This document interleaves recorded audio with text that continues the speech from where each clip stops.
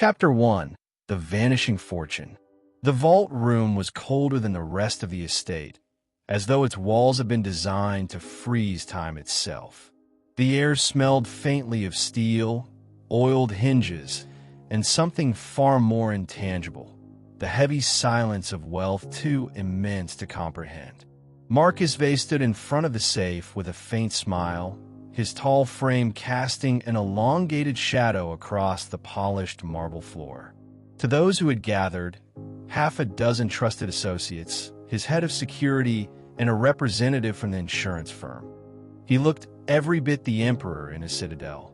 "This," he said, resting his hand on the smooth titanium surface, "is the most secure private safe in North America. A monument to engineering. Yes, but more than that, a promise that what is placed within can never be touched." The safe itself was a masterpiece. 15 feet tall, reinforced with composite alloys, vibration sensors, and a time lock mechanism that could resist even military-grade explosives. The door was a seamless slab, no visible handle, no weakness to exploit. Only a palm vein scan and a rotating digital cipher, known only to Vey, could open it. To prove its purpose, Marcus had chosen a spectacle. 2 weeks earlier, at a gala for his foundation, he had announced before television cameras that he would place $200 million in bearer bonds inside this safe, a fortune reduced to paper but negotiable anywhere in the world. He had won an audience. Power meant nothing if it was not seen. Now, in the quiet of his estate, he turned to the small steel case on the table. It was opened with ceremony, revealing neat stacks of bonds, banded and numbered. Even the insurance representative, jaded as he was, drew a breath. Marcus lifted the first stack with his gloved hands and carried it to the safe.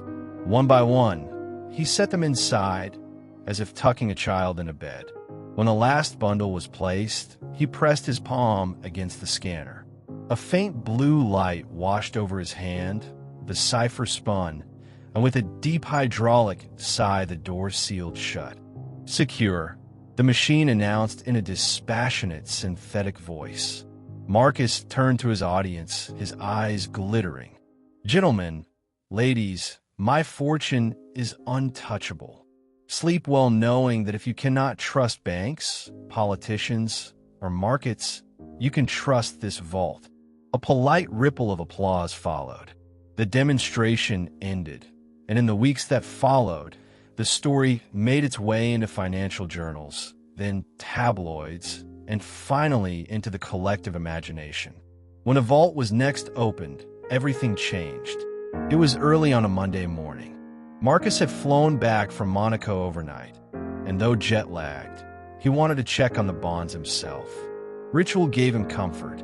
He descended into the vault room with Adrian Holt, his chief of security, a man built like a wall, eyes sharp as razors, and a pair of estate staff. The door recognized Marcus's palm. The cipher spun.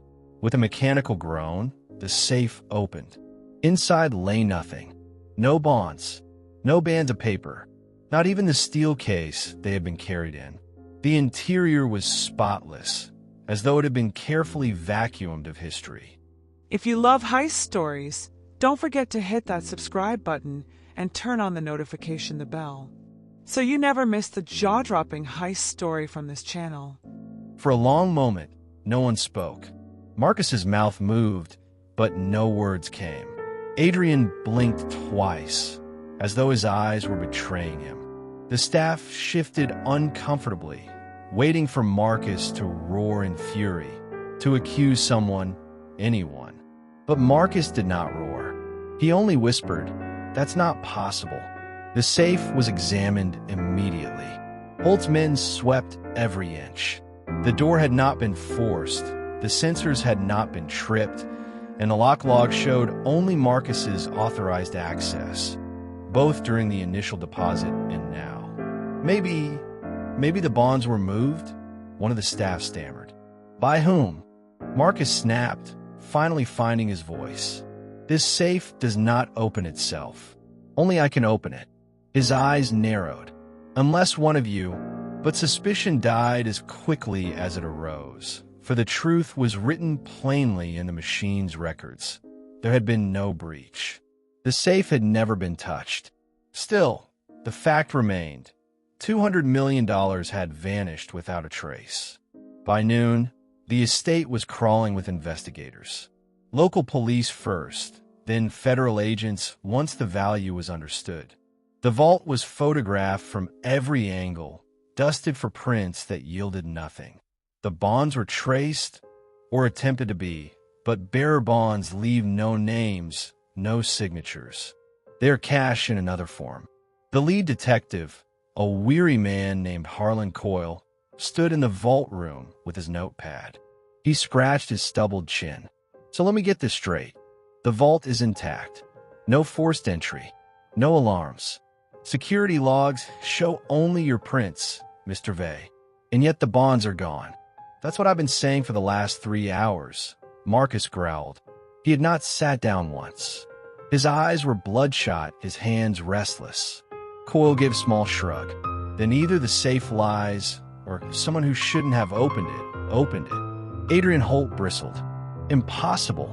I'd stake my life on this vault. You couldn't break it open with the U.S. Army.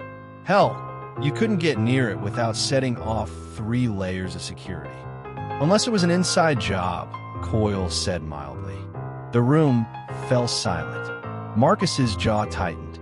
Every man and woman under my roof is loyal, and I pay them to be loyal. Still, said Coyle, loyalty has limits. We'll need to interview everyone. Polygraphs, background checks, the works. Marcus hesitated, then gave a curt nod. Do what you must. But hear me now, no one in this house betrayed me. By the end of the week, every employee had been questioned. From Hold himself down to the gardeners, from the personal chefs to the accountants, each had sat in a chair, electrodes attached, voices measured against the machine. And every one of them passed.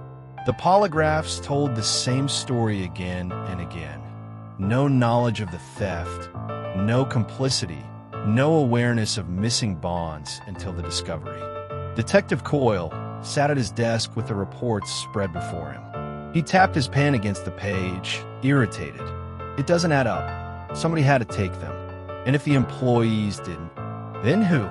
That night, as Marcus stood alone before the gaping maw of his empty safe, a thought flickered across his mind like a shadow.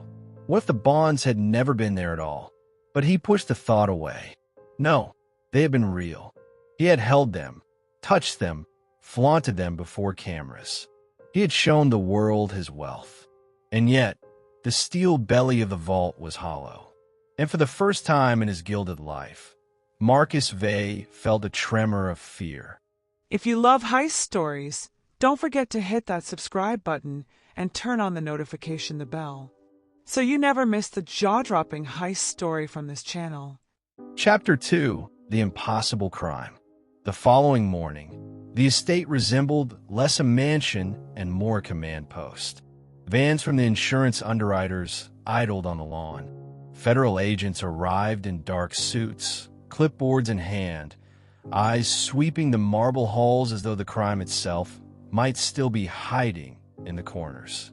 The vault stood open like a patient under dissection. Engineers in coveralls knelt by the door, probing every hinge, every seam, their instruments humming softly. Others took laser scans of the interior, mapping it down to the millimeter. From a distance, Marcus Vey looked like a statue, motionless, arms folded, jaw tight. But inside, he was seething. He watched each technician like a hawk. He had paid for the best, both the vault and now the men tasked with analyzing it. If there was a flaw, they would find it. Except there wasn't. By midday, the lead engineer, Dr. Simon Creel, pushed back his goggles and wiped his forehead.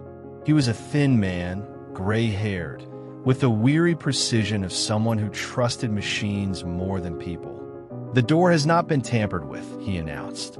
His voice echoed strangely in the cavernous vault room. No abrasions, no warping, No evidence of tools or explosives. The locking system shows no overrides. It has been opened only twice since installation, once at the deposit and yesterday at Discovery. Detective Harlan Coyle squinted at him. So you're telling me it's perfect? Untouched? Yes. Then how do you explain?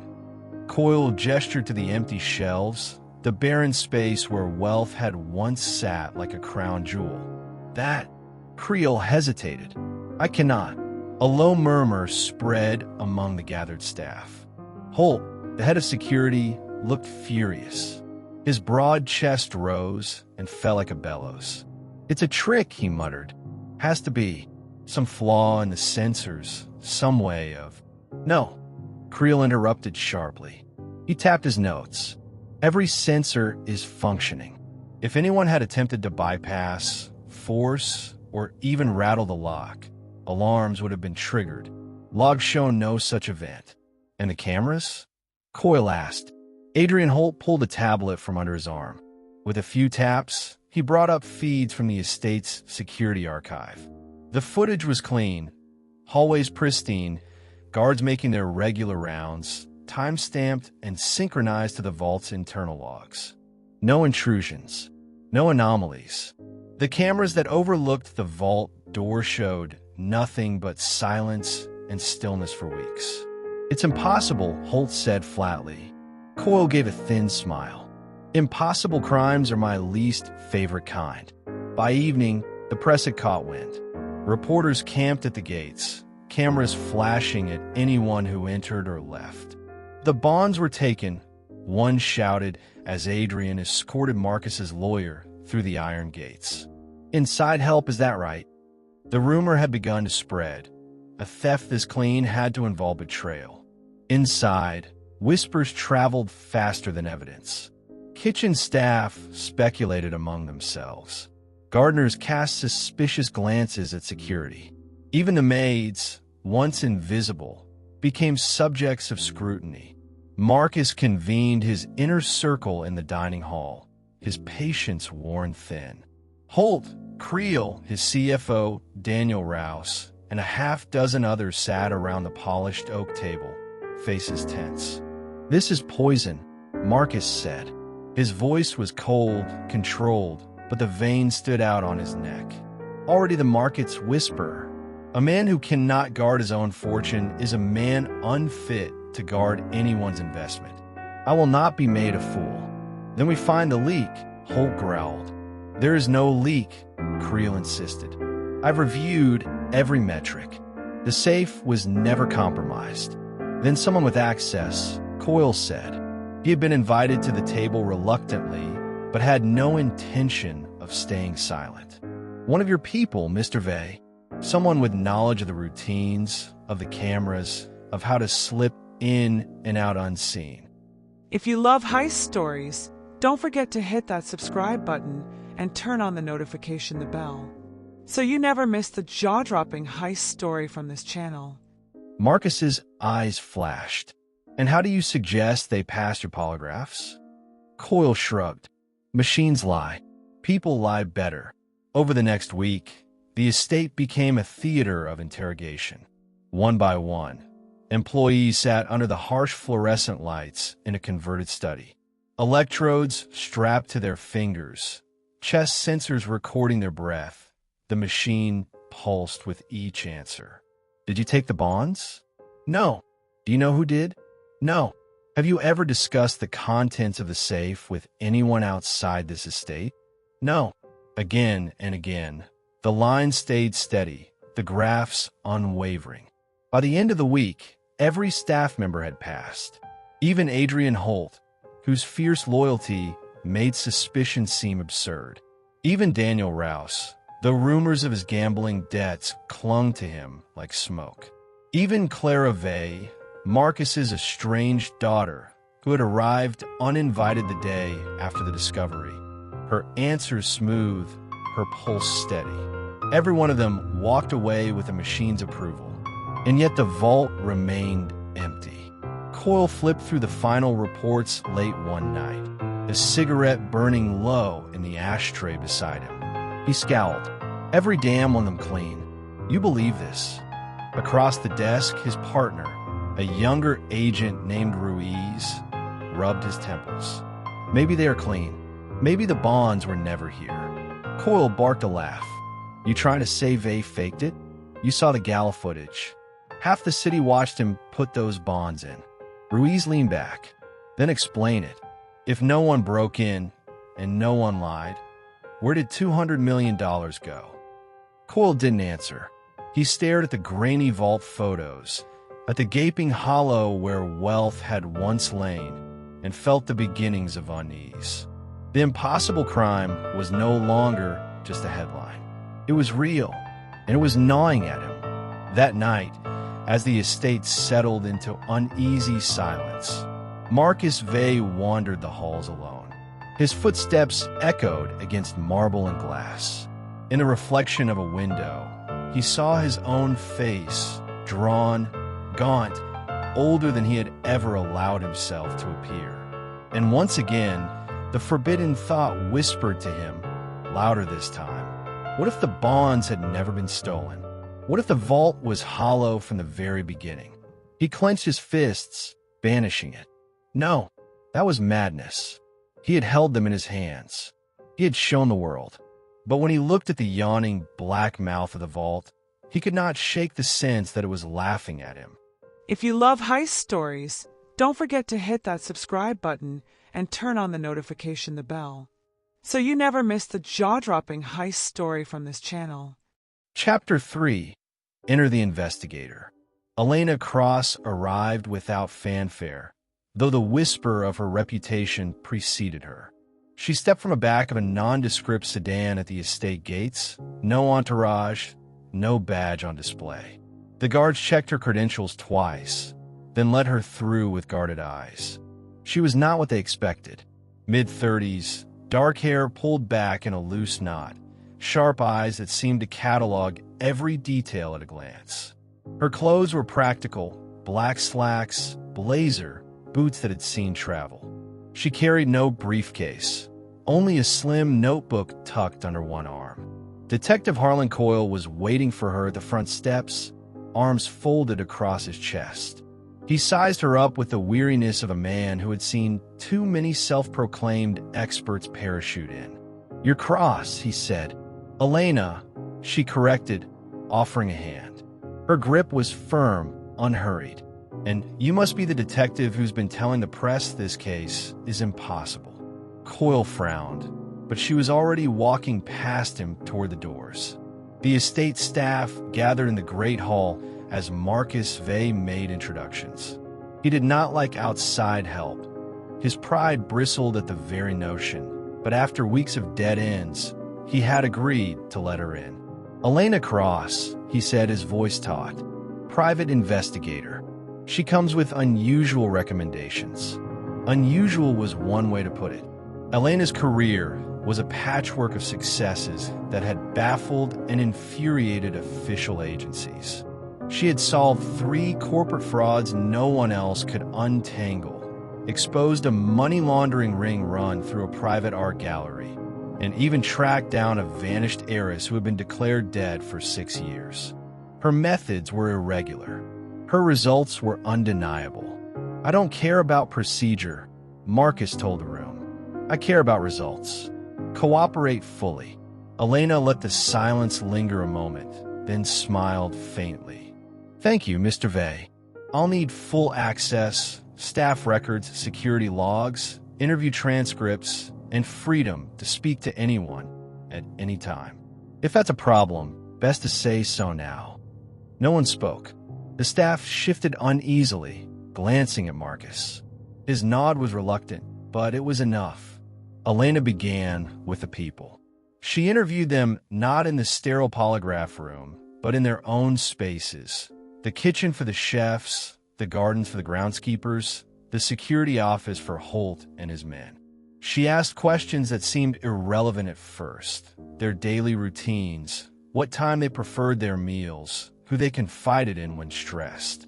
She noted when voices trembled, when hands fidgeted, when eyes flicked toward the door. Patterns emerged quickly. The staff were loyal, fiercely so, but their loyalty was born not only of Marcus's wealth. It was something darker. Fear. "He's generous, yes," said one of the maids, wringing her hands in her apron. "Pays us better than anyone else would. But you don't cross him. You don't disappoint him." A gardener put it more bluntly. "Working here is good money. Best money. But if you step out of line, you're gone. No warning, no second chance." Even Holt, when pressed, revealed something Elena noted carefully. "I've been with Mr. Vey 15 years. Never question an order. He doesn't like questions, doesn't like weakness. That's why he trusts me. Trust, fear, control." It painted a portrait of a man who surrounded himself with obedience, not honesty. That evening, Elena sat in the vault room alone. The great steel door loomed above her, humming faintly with its hidden machinery. She leaned back against the cold marble floor and studied the ceiling, the cameras, the faint reflection of herself in the vault's polished surface. She replayed the gala footage on her tablet. The night Marcus had deposited the bonds had been broadcast widely, and she had secured copies from several angles. There he was, basking in the spotlight, unveiling the steel case before an applauding audience. The bonds gleamed under the lights, neat stacks of fortune wrapped in bands. Guests leaned forward, cameras flashed. Marcus himself carried the case to the vault, placed each bundle inside with ceremonial care, and sealed the door. If you love heist stories, don't forget to hit that subscribe button and turn on the notification bell, so you never miss the jaw-dropping heist story from this channel. Elena rewound the footage, watched it again. Something nagged at her. She slowed the video, frame by frame. Marcus taking the case. Marcus removing the bonds. Marcus setting them inside. No one else touched them. Not the insurance rep standing nearby. Not Holt, who stood watch with his arms crossed. Not even an assistant or accountant. Only Marcus Vey. She leaned forward, pausing the footage. The audience had seen wealth, yes, but they had seen it only at a distance. None of them had handled the bonds, weighed the paper, checked the bands. Only Marcus. Elena closed the tablet, her mind racing. If you wanted to stage a performance of security, of invincibility, what better way than to show the world of fortune? Place it in an impregnable vault, and then, later, find it missing? But she had to be careful. If Marcus was the performer, then the illusion wasn't just for the audience. It was for everyone, even those inside the show. The next morning, Elena requested to speak with Marcus privately. He received her in his study, walls lined with first editions and art that seemed designed to intimidate as much as to impress. He poured himself a drink, but did not offer her one. "You've been speaking to my staff," he said. "They seem unsettled. They're devoted to you," Elena replied smoothly. But devotion is a complicated thing. It can be love. It can also be fear. Marcus's eyes narrowed. "You think they're afraid of me?" "I think they respect you," she said carefully. And respect often walks hand in hand with fear. She leaned forward. "Tell me, Mr. Vey, when you placed those bonds in the safe, why did you insist on doing it yourself?" His lips curved in the faintest smile. "Because it was my money, my spectacle. Do you imagine I would hand $200 million to a valet and let him fumble it in?" "No," Elena said softly, "but it means no one can verify what was placed inside. Not the insurance representative, not your own staff. Only you know for certain." The smile vanished. His eyes hardened like glass. "Careful, Miss Cross. Suggesting I staged this is dangerous ground." Elena met his gaze without flinching. "I'm not suggesting anything. I'm observing. Illusions are built from control. And you, Mr. Vey, seem to like control very much." A long silence stretched between them. At last, Marcus set down his glass with deliberate calm. "Do your job, Miss Cross. Find my bonds. and leave philosophy to philosophers. She nodded, rose, and left the study. But as she stepped into the hallway, her pulse quickened. She had found her first real clue. The bonds had been seen. The bonds had been admired. But only Marcus Vey had ever touched them. If you love heist stories, don't forget to hit that subscribe button and turn on the notification bell, so you never miss the jaw-dropping heist story from this channel. Chapter 4: The Web of Suspects. Elena Cross believed in people more than machines. Machines could be fooled, logs altered, sensors blinded. But people, no matter how polished, carried cracks, shadows, and tells. The staff called her polite, even charming, but her questions cut with surgical precision. By the end of her first week, she had assembled a constellation of names orbiting Marcus Vey, each with potential motive, each with opportunity that seemed to vanish under scrutiny. Adrian Holt had been with Marcus longer than anyone, 15 years by his own count. A former Marine, his posture still carried military steel. Square jaw, close-cropped hair, now streaked with gray, hands like slabs. He was loyalty incarnate, or so Marcus claimed. Elena met him in the security office, walls lined with monitors showing feeds of every corridor and gate. Holt stood with arms crossed, jaw clenched as if every word cost him effort. "You're wasting your time looking at me," he said flatly. "I'd take a bullet for Mr. Vey. Have more than once, in ways the papers never reported." Elena smiled faintly. "I'm not here to accuse you. I'm here to understand you. Loyalty is rare, Mr. Holt. Rare enough to warrant attention." He grunted. "You think I want his money? I've got enough. He pays me better than the Pentagon ever did. And I'm not a fool. Bonds like that are useless unless you move them immediately, and you don't move 200 million in silence." "Still," Elena said, "you had access, knowledge of the estate, the vault's defenses.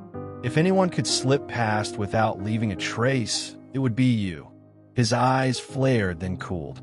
"If I wanted to betray Marcus Vey, Ms. Cross, I'd have done it years ago. But you don't understand. Marcus doesn't trust easily. He trusts me. That's worth more than money."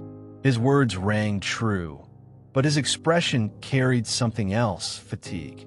The loyalty of a man bound not only by duty, but by chains he had forged himself.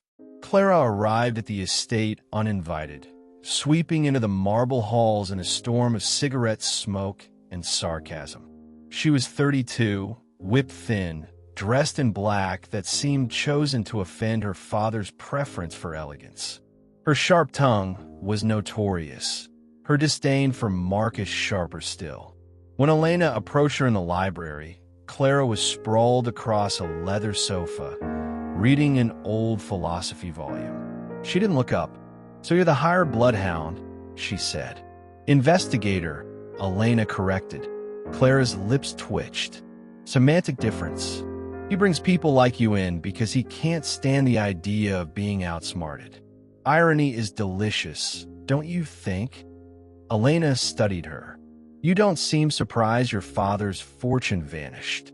Clara finally met her eyes, and there was something almost gleeful in the gleam. "Surprised? No. Relieved, perhaps. My father collects wealth like other men collect art. It suffocates him and everyone around him. If it's gone, good. Maybe he'll learn he's mortal. Did you take it?" The question didn't startle her. She smirked. "If I had, I'd be on a beach in Mykonos right now, not trapped in this mausoleum. And yet you showed up here immediately after the theft," Elena pressed. If you love heist stories, don't forget to hit that subscribe button and turn on the notification bell, so you never miss the jaw-dropping heist story from this channel. "Curiosity," Clara said, "or schadenfreude. Take your pick." She leaned closer, lowering her voice. "Well, let me give you a gift, Ms. Cross. My father is incapable of trust. Anyone who says he trusts them is lying, or lying to themselves." Her words echoed long after Elena left. Clara's disdain was genuine, her motive obvious. But her alibi, she had been lecturing at a university symposium in Geneva, confirmed by dozens of witnesses, was ironclad. Dr. Simon Creel lived in a world of blueprints and alloys, not people. Hired to design the vault, he regarded it with the pride of an artist defending his masterpiece. Elena found him in the control room, poring over schematics for the 100th time. His fingers were stained with graphite, his glasses smudged. "You think it's my fault," he said without preamble, voice brittle. "That's why you're here, to find the flaw, to blame the engineer. I think," Elena said gently, "that you know this vault better than anyone alive, which makes you valuable." Creel's eyes flickered. "It cannot be breached. Not with tools, not with codes, not with tricks. If something is missing, then it was never there to begin with." Elena raised an eyebrow. "A bold claim, considering you watched Marcus place it there." Creel hesitated. "Watched? No, I wasn't present at the gala. I was overseeing calibration offsite. I came later to inspect logs. All I know is what the system tells me. And you believe machines over men." "Always," he said. Then, after a pause, softer, "Machines don't lie. Unless someone makes them." His evasiveness nagged at her. He had motive pride. If the vault was proven vulnerable, his reputation shattered. But motive to steal? His modest lifestyle didn't suggest greed. And yet, Elena could not shake the feeling that he knew more than he allowed. If Holt was stone, Clara fire, and Creel glass, then Daniel Rouse was silk. Marcus's chief financial officer carried himself with effortless charm. Tailored suits, perfect hair, the kind of smile that disarmed suspicion before it formed. He welcomed Elena into his office with a glass of wine already poured. "I hear you've been hunting suspects," he said warmly. "Do I pass inspection?" "That depends," Elena said, "on how deep your debts run." The smile faltered, just for a moment, then it returned, polished as ever. "The rumors. They grow legs so quickly, don't they? Rumors say you've lost heavily in Monte Carlo, that certain men have come knocking. Rumors say a great many things. My accounts are solid, Miss Cross. You'll find no missing millions." "And yet," Elena pressed, "if you needed a way out, 200 million in bearer bonds would be convenient." His eyes hardened for the first time. "Convenient, yes, but impossible.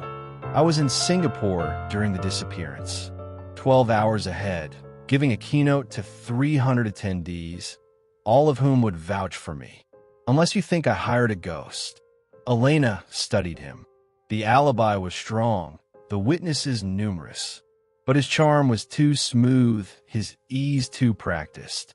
If anyone could mask desperation beneath silk, it was Daniel Rouse. By the time Elena retired to her guest suite that night, her notebook was filled with observations, contradictions, and half-formed theories. Holt bound by loyalty, Clara bound by resentment, Creel bound by pride, Rouse bound by debts. Each had reason, each had opportunity on paper, and yet each was shielded by alibis no knife could pierce. She sat by the window, staring at the floodlit gardens below. Somewhere in this web lay the truth, but the threads were knotted with illusion. And as she turned the page, she wrote a single line at the top in her neat, deliberate hand. Every illusion needs a willing audience. If you love heist stories, don't forget to hit that subscribe button and turn on the notification bell, so you never miss the jaw-dropping heist story from this channel. Chapter 5, The Hollow Theory. Elena Cross lived by a simple rule. Nothing is as solid as it looks. Wealth, power, even truth, they all had a way of disguising hollowness beneath polish. She carried that rule into Marcus Vey's empire, where appearances were curated with obsessive precision. The estate's perfection, the flawless vault, the staff's loyalty, everything gleamed. And yet, When she began to sift through the paper trail, the cracks whispered to her. The first anomaly came in the form of a receipt. Elena had asked for the transaction records documenting the purchase of the bearer bonds. The CFO, Daniel Rouse, had provided them with a flourish, as though eager to prove his innocence. Neatly filed invoices from the broker, stamped and signed, but something about them bothered her. The figures aligned too perfectly. The dates were sequential, the numbers rounded with improbable neatness. She sent copies to a contact in Zurich, a forensic accountant who owed her a favor. The reply came within hours. "These look clean," the message read. "Too clean. No market fluctuation, no irregularity." It's as though they were generated to be correct, not to record reality. Generated. Manufactured. Hollow. The second clue arrived in the form of a security test report. Marcus's vault had been stress-tested by an independent contractor before installation. Elena tracked down the firm, demanded their results. The file she received was glossy, thorough, and, on the surface, unimpeachable. But the deeper she read, the stranger it became. The test results described attempts at forced entry, digital bypasses, even controlled detonations. Yet all the descriptions were narrative summaries. No raw data, no sensor logs, no photographs. A real test report would drown in details, timestamps, error rates, readings.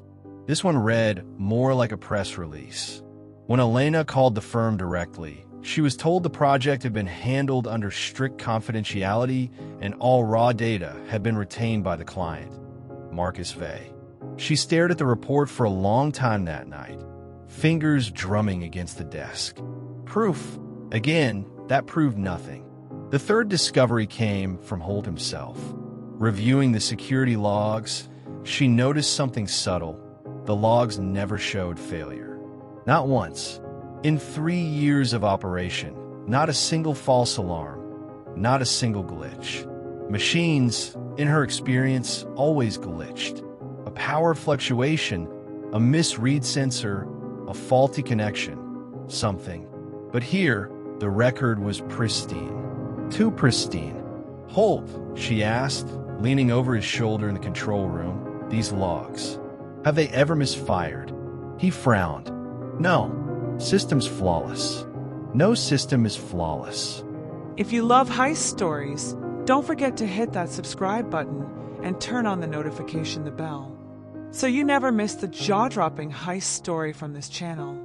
His jaw tightened. "This one is... I oversaw installation myself." Elena studied his face. He believed it, which made it worse. The illusion of perfection wasn't just Marcus's doing.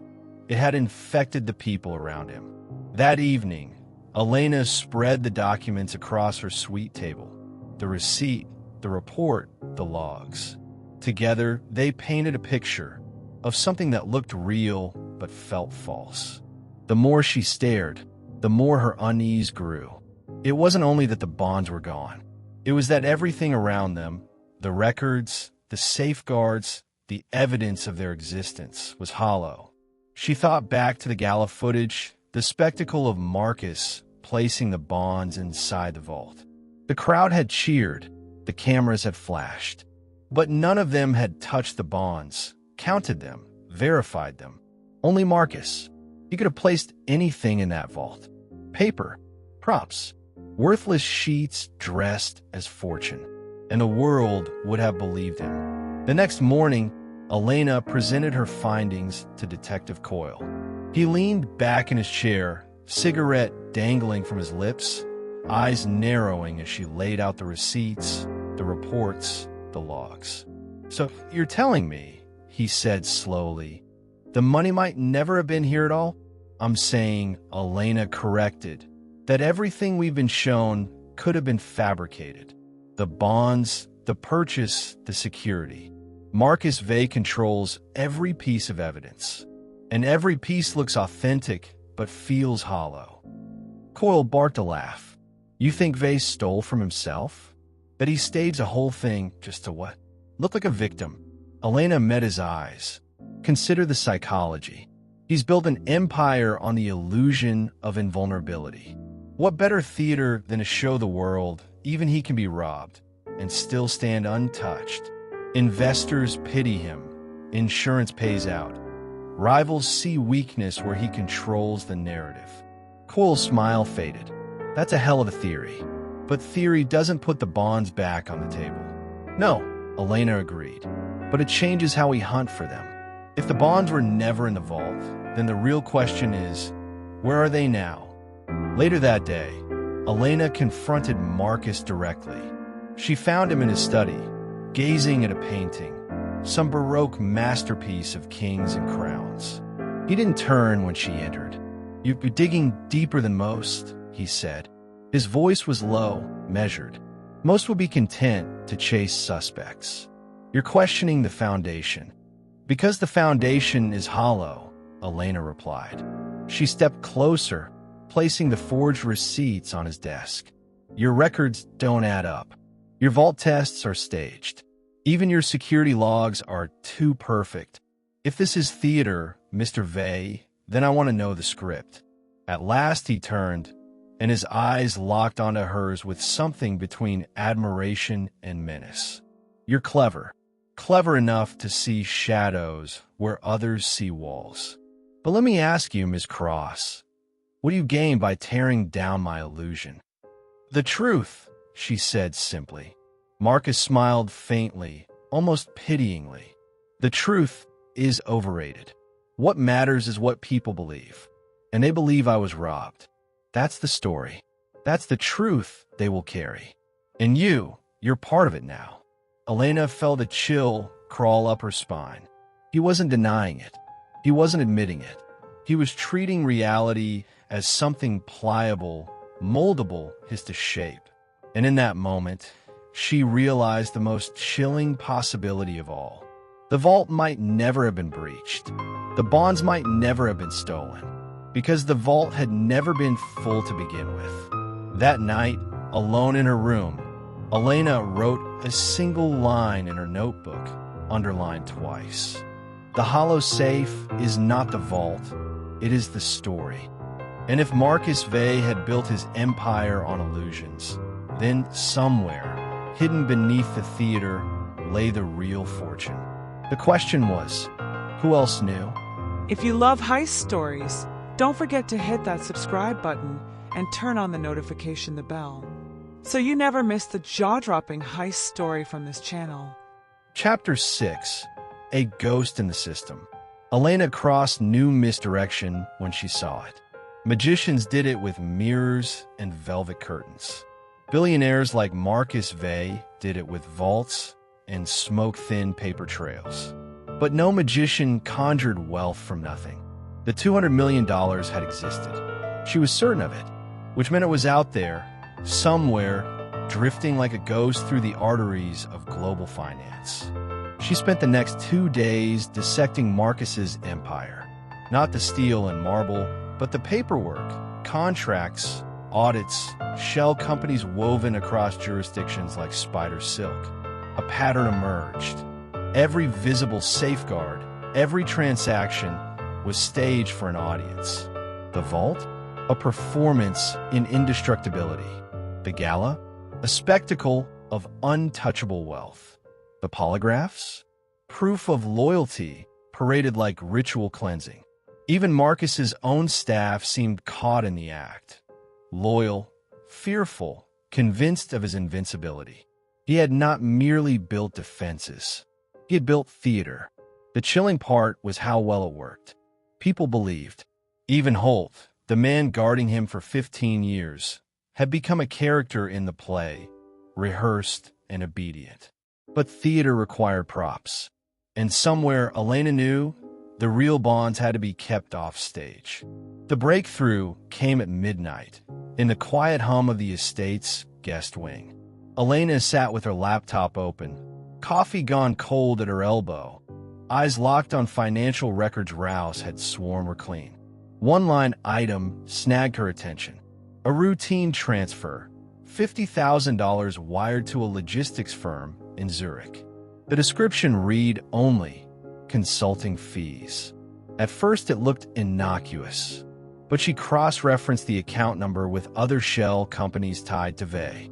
The same firm appeared again and again, small amounts scattered across months. Never more than 50 grand, never less than 10. Enough to hide in plain sight. Elena leaned back, pulse quickening. Zurich wasn't random. It was the beating heart of discreet wealth. Numbered accounts, storage vaults that asked no questions. She dug deeper. The logistics firm, Albrecht and Meyer, specialized in private storage, bonded warehouses that could hold anything from art to bullion to paper. Bearer bonds would fit perfectly. Portable, untraceable. Her gut tightened. The bonds had not vanished. They had been moved. The next morning, Elena requested a quiet word with Detective Coyle. She found him in the gardens, nursing a cigarette. He looked more haggard than usual, the case wearing grooves into his features. Zurich, Elena said without preamble. Albrecht and Meyer, shell companies tied to Vey, have been making deposits there for months. Small, regular, just below reporting thresholds. Coyle squinted. You think that's where the bonds went?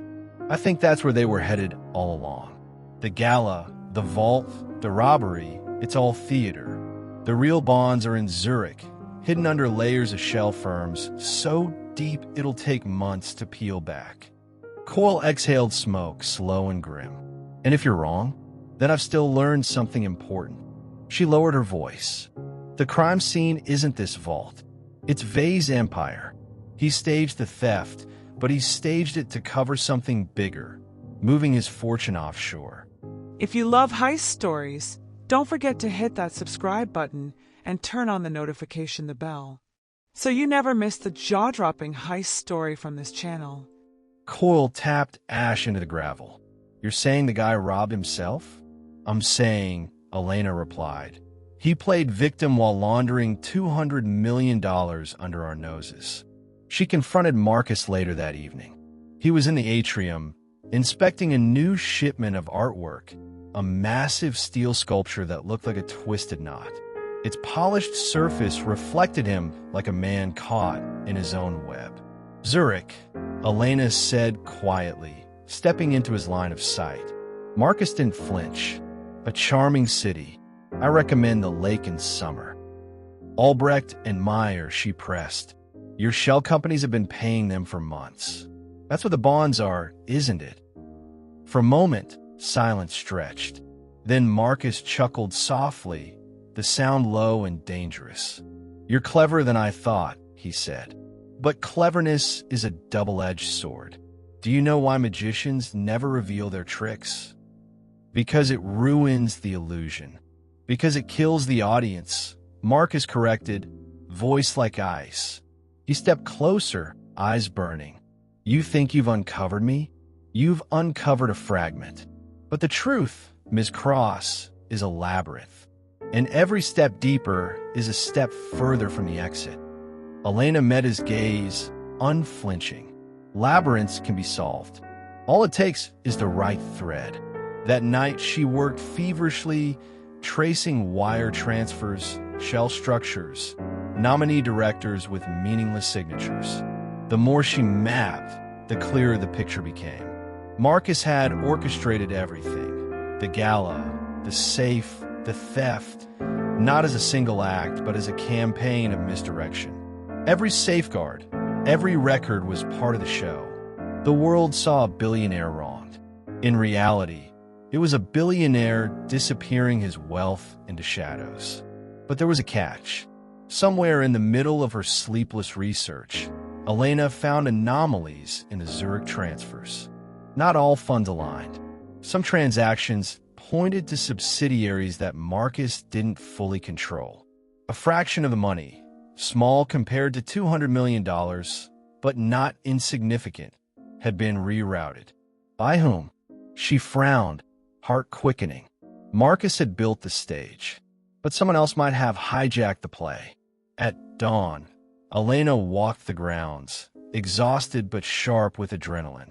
The estate was quiet, dew shining on the lawns. She knew now the bonds did exist. They weren't props, weren't illusions. Marcus had bought them, moved them, hidden them in Zurich. His empire was not empty. It was hollow in another way, built on deception and performance. But someone had tampered with the performance. The bonds were ghosts in the system, slipping between layers of deception. Marcus thought he was the magician, but Elena saw the cracks in the mirrors. And if she followed them, she might discover not only where the bonds had gone, but who was bold enough to steal from a man who thought himself untouchable. If you love heist stories, don't forget to hit that subscribe button and turn on the notification bell, so you never miss the jaw-dropping heist story from this channel. Chapter 7: The First Breach. Elena Cross had always expected pushback. Cases like this didn't stay tidy. Power resisted exposure the way a body fought infection. But when the attack came, it was closer and more brutal than she imagined. It happened on a wet, windswept evening in the city. Elena had left a late meeting with a Zurich-based contact, an attorney discreetly feeding her information on Albrecht and Meyer. The air smelled of rain and hot asphalt, the sidewalks shining under neon. She heard them before she saw them, footsteps quickening behind her. Too fast, too deliberate. She turned just as two men closed in, faces shadowed under hoods. One reached for her bag, the other shoved hard against her shoulder. She stumbled, instinct screaming. Mugging, she thought at first. But then she saw the glint of steel in one man's hand. Not a knife, something slimmer. A stiletto, a killer's blade. Elena twisted, years of training snapping into her muscles. The blade slashed past her ribs, catching only fabric. She drove her elbow into the attacker's chest, spun, and broke free. The second man lunged, but she had already kicked off her heels, sprinting barefoot down the slick street. Horns blared as she darted across traffic, a car skidding to a stop inches away.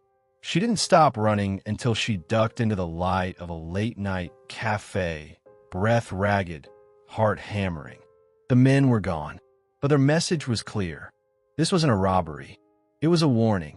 Back at her hotel, Elena examined her shredded coat, a narrow tear at the ribs.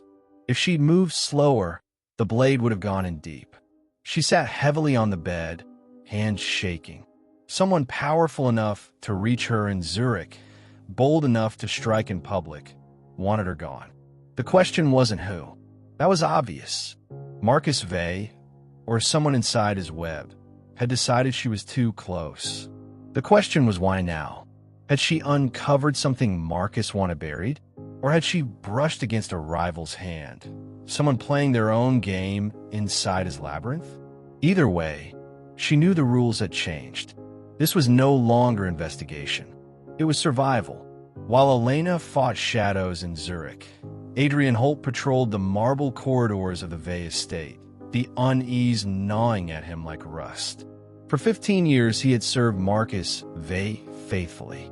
He had defended him against threats, enforced his will, ensured his safety. Loyalty was his creed, discipline his shield. But loyalty had limits. If you love heist stories, don't forget to hit that subscribe button and turn on the notification bell, so you never miss the jaw-dropping heist story from this channel. In the quiet of the control room, Holt replayed the vault footage again. The gala, the bonds, Marcus placing them in the safe, the cheers of the crowd, and the moment, subtle, fleeting, when Marcus angled the case away from the cameras, shielding its contents. It had always seemed natural, unremarkable. But now, under Elena Cross's scrutiny, Holt saw it differently. He remembered the weight of the case when he carried it in, lighter than he expected. He remembered Marcus's insistence that no one else touch the bonds. Doubt slithered through him. If Marcus had staged everything, what did that make Holt? Protector or pawn? That night, Holt found himself outside Marcus's study. He knocked once, then entered. Marcus sat at his desk, signing papers under lamplight. He looked up, faintly irritated. "What is it, Adrian?" "I need to ask," Holt said, his voice steady. "The bonds. The vault. Was it real?" Marcus's pen stilled. A slow smile touched his lips. "Careful, Adrian. Questions like that can sound like betrayal." "I've stood at your side for 15 years, Holt replied. "I've bled for your safety. But I need to know if I've been guarding truth or illusion." Marcus rose, crossing the room with feline grace. He placed a hand on Holt's shoulder, the gesture almost fatherly. "You've been guarding me," he said softly, "and that's all that matters. Illusion or not, your duty is unchanged." Holt swallowed hard, the weight of the words pressing down. It wasn't an answer. It was dismissal wrapped in charm. And for the first time, Holt felt a crack in his loyalty. Elena didn't sleep that night. The attempt on her life sharpened her focus. Fear was a tool, and she refused to let them use it. At dawn, she booked a flight back to Vey's estate. Zurich had given her enough: a trail, a target, proof that the bonds existed. But if she stayed, she'd end up in a morgue. On the flight, she replayed every move in her head. The attack wasn't random. It was authorization at the highest level. But was Marcus protecting his secret, or was someone else protecting theirs? By the time she landed, she had made her decision. She would confront the labyrinth from within. And if Vey thought he could play puppeteer with her life, he would learn she cut strings. The case was no longer just about missing bonds. It was about power, manipulation, and survival. Elena had survived the first breach, an attempt to erase her. She knew there would be more. What she didn't know was that Adrian Holt, the man sworn to shield Marcus, had begun to question the master he served. And in that shared doubt, a fragile alliance was beginning to form. If you love heist stories, don't forget to hit that subscribe button and turn on the notification bell, so you never miss the jaw-dropping heist story from this channel. Chapter 8: The Daughter's Secret. The Vey estate was quiet that night, a hush of marble and shadow. Elena Cross stood at the threshold of Clara Vey's suite, uncertain whether the daughter of Marcus Vey would open the door or slam it in her face. When the door finally creaked, Clara appeared barefoot, a silk robe loose around her shoulders.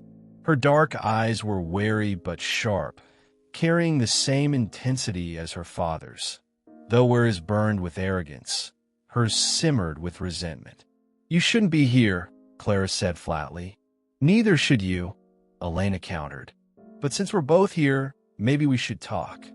For a long beat, Clara studied her as though weighing the danger. Then, with a sigh, she pulled the door wide. Inside, Clara's suite looked less like a bedroom and more like a museum of rebellion. Canvases leaned against walls half-finished. A cello lay across a chaise longue, strings dusted.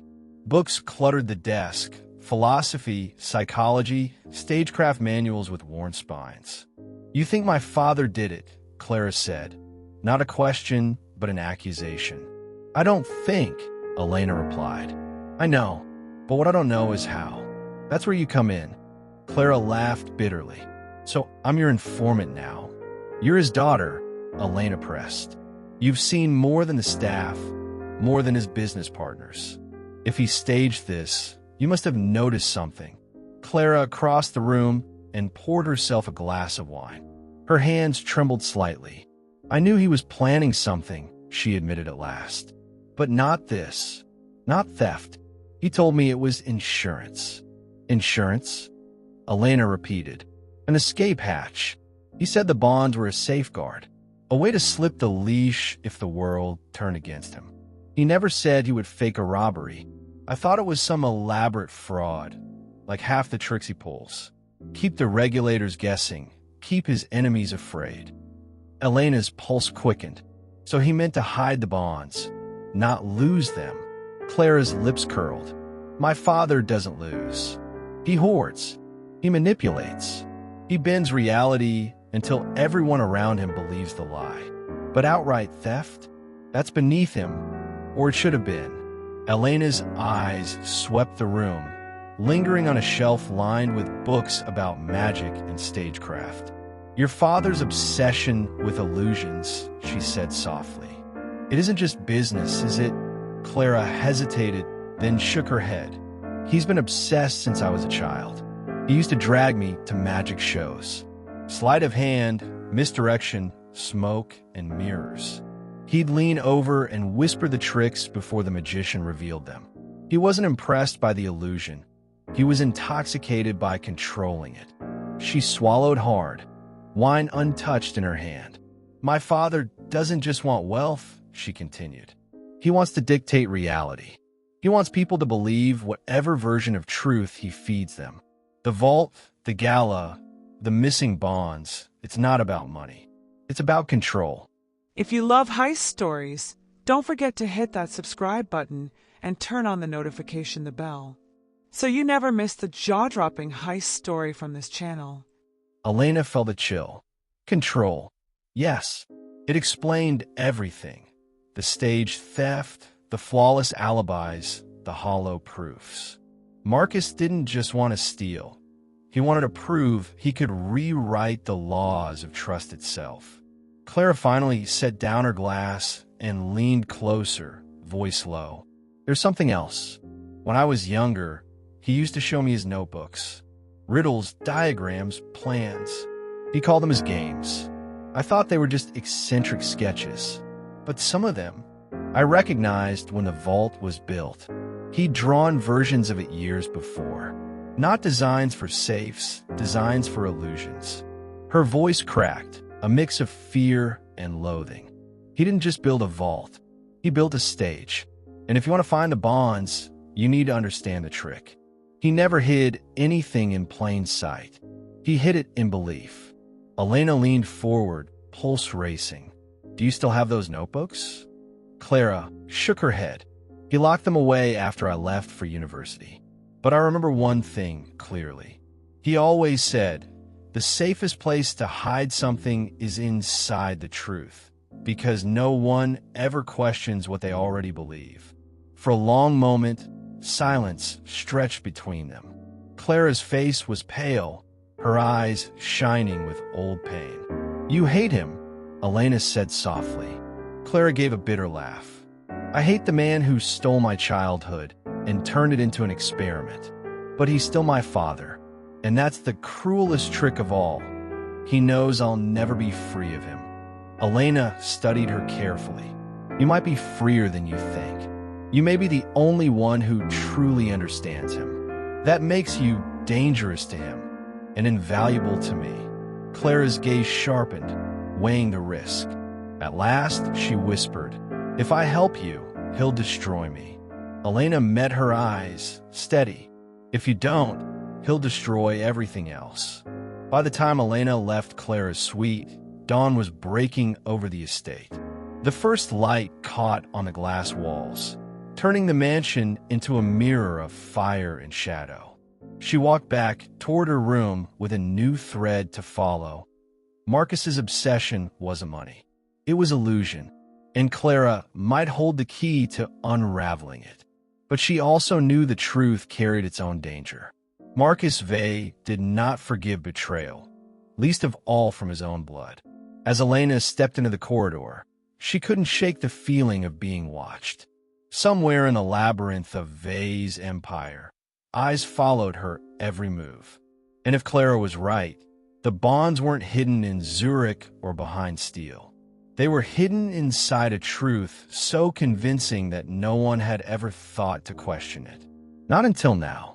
If you love heist stories, don't forget to hit that subscribe button and turn on the notification bell, so you never miss the jaw-dropping heist story from this channel. Chapter 9, The Double Con. The storm broke on a night heavy with thunder. Elena Cross stood at the center of Marcus Vey's empire. The fragments of truth finally snapping together. What had seemed like an impenetrable puzzle was now clear. The vault wasn't robbed. It was staged. Marcus Vey had faked the theft. But the stunning twist was this. Someone else had turned his illusion into reality. The bonds were gone, not because Vey had hidden them, but because someone had stolen them while he was busy deceiving the world. Elena spread her evidence across the table in Clara's suite. Ledgers, transaction records, false audits. Holt loomed silently nearby, arms folded, his face a mask of betrayal. Marcus created the illusion of theft, Elena explained, but not to lose the bonds, to cover his tracks. He had already siphoned millions from his corporations into offshore accounts. The missing bonds were supposed to be his scapegoat. When regulators came asking, he'd point to the robbery. He'd be the victim, not the thief. Clara's jaw tightened. Of course. Classic Marcus. He never admits weakness. Even his crimes have to look like attacks. Holt muttered under his breath, and we protected him while he played the world for fools. Elena shook her head. Here's the problem. His plan depended on the bonds never actually being stolen. But they were, and that means there's a second player.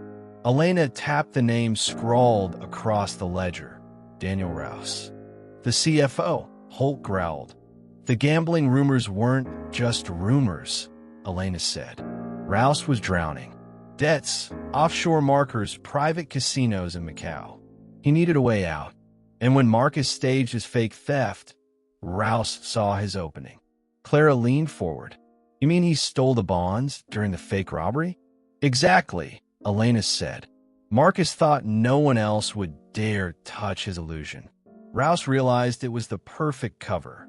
Everyone believed the bonds were already gone, which meant he could make them disappear for real, and Marcus wouldn't even notice until it was too late.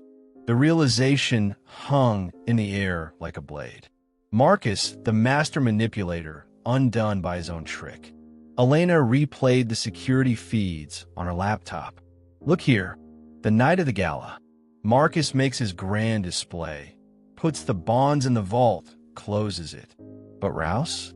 He's the only one who excuses himself mid-event. 15 minutes off camera.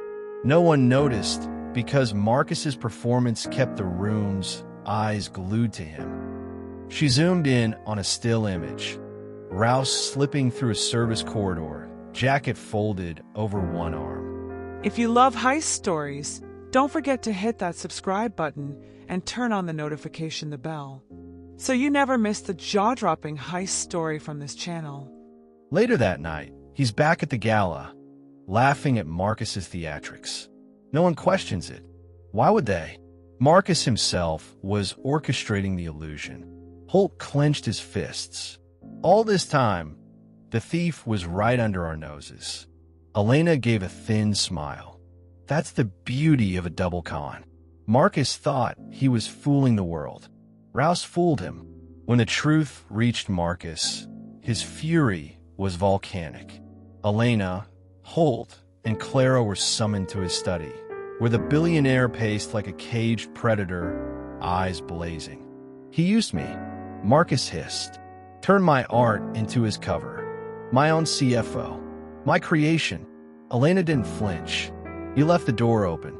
You wanted everyone to believe in the theft. Rouse just believed harder than most. And while you were busy performing, he took the real prize. Marcus slammed his fist against the desk, veins standing out on his temples. Do you have any idea what this means? $200 million. It means Elena cut in, that your empire is crumbling. Regulators will uncover your embezzlement. Rouse has your bonds, and your reputation is about to implode. The only way you survive is if we catch him before he vanishes. Clara's voice was ice, or you could admit the truth for once in your life. Marcus shot her a look of pure venom, but for the first time, he had no retort. Later, alone with Holt and Clara, Elena laid out the stakes. Rouse has been planning this for months. He's already funneled pieces of the bonds through Zurich and Geneva. But he's careful. He's waiting to cash out until Marcus's illusion fully collapses. Once that happens, no one will trace the bonds to him. everyone will still be staring at Marcus. Clara shook her head in disbelief. So my father's obsession with control, his need to dominate reality, made him the perfect decoy for the real thief.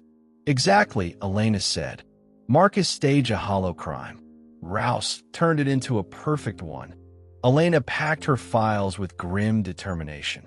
We have one chance. Rouse thinks he's invisible, but arrogance cuts both ways. He's been sloppy with one shell company, a Macau casino account. If we move fast, we can follow the trail before he disappears. Holt adjusted his jacket, eyes hard. Then we move. I've followed orders from Marcus for 15 years. This time, I'll follow the truth. Clara hesitated, then lifted her chin. If we take Rouse down, it won't just expose him. It will expose my father too. You realize that? Elena nodded. That's the price. Marcus built his empire on illusions. Rouse just gave us the chance to shatter them all. As thunder rolled outside the estate, the three unlikely allies, investigator, bodyguard, and estranged daughter, set their sights on Daniel Rouse. The double con was over. Now came the reckoning. If you love heist stories, don't forget to hit that subscribe button and turn on the notification bell, so you never miss the jaw-dropping heist story from this channel. Chapter 10, The Hollow Safe. The storm had passed, leaving the night air heavy with mist. Elena Cross stood on the tarmac, eyes fixed on the glowing lights of the private jet preparing for takeoff. Its engines whined with restrained power, a metallic beast eager to slip into the sky. On board sat Daniel Rouse, and with him, the bearer bonds that had ignited one of the strangest cases of her career. Clearance in 2 minutes. The tower crackled over Holt's radio. If that jet leaves U.S. airspace, he's gone. Holt's jaw was set, his hand steady on the grip of his sidearm. We don't have 2 minutes. Clara Vey stood beside them, pale but resolute. He'll vanish, just like Father said. The safest place to hide is inside the truth. Rouse is hiding inside his truth now. Untouchable. Not yet, Elena said. Her eyes tracked the jet's movements, the security vehicles around it. Rouse had bribed or deceived half the airport crew. It was theater all over again, Marcus's lessons twisted into Rouse's escape act. But Elena had learned something from the master illusionist too. Timing was everything. She motioned to Holt. Cut the perimeter lights. Now, darkness swallowed the runway in an instant. Alarms blared, confusion rippling through ground control.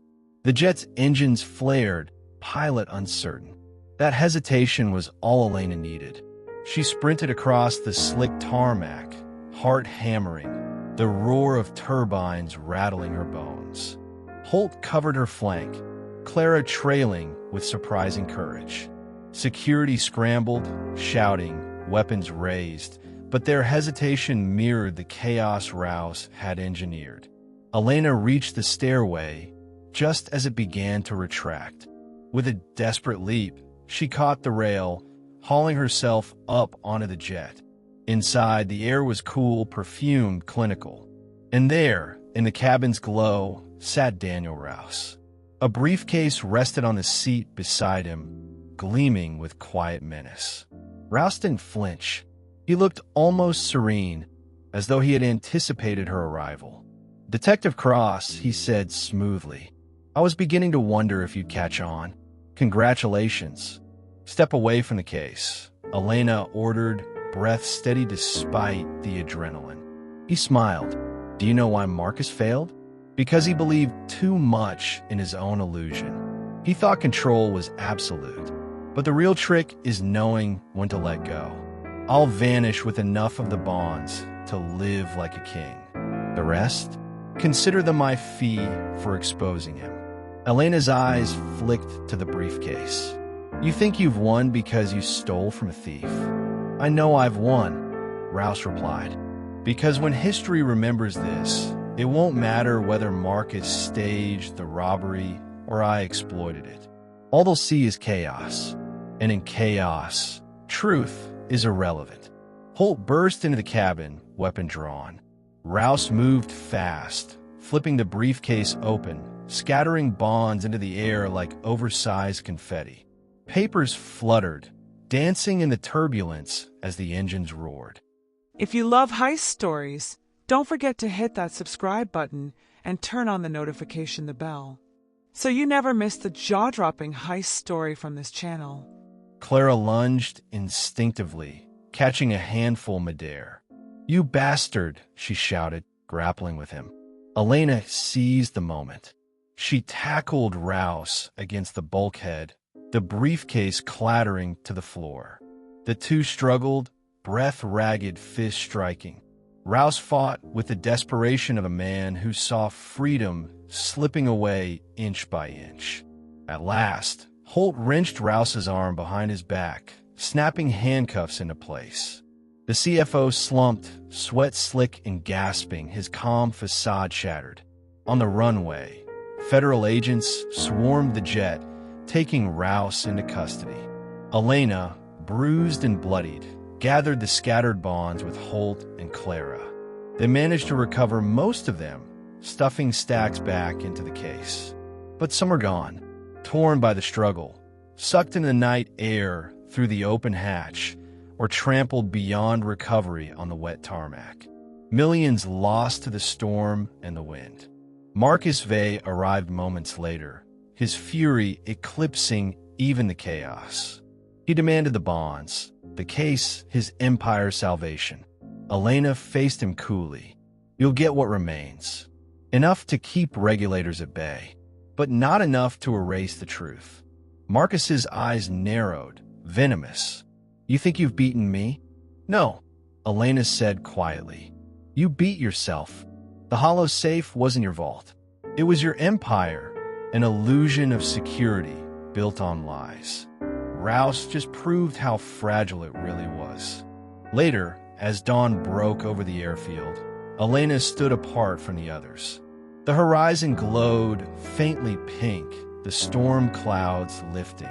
She thought of Rouse in shackles, Marcus raging impotently, Clara standing in the wreckage of her family name. The bonds were mostly recovered, yet their vanishing fragments seemed more symbolic than the millions that remained.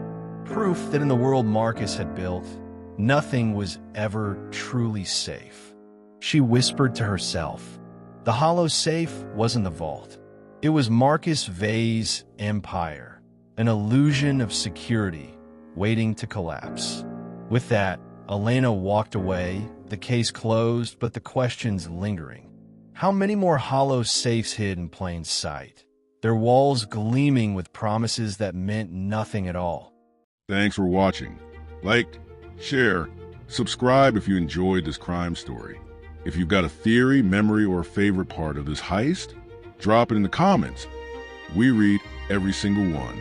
If you're into real crime and strange heists, and the kinds of stories they never tell you about in school, make sure to subscribe and tap the notification bell, because we got a vault full of jaw-dropping stories coming your way. Check out more stories like this.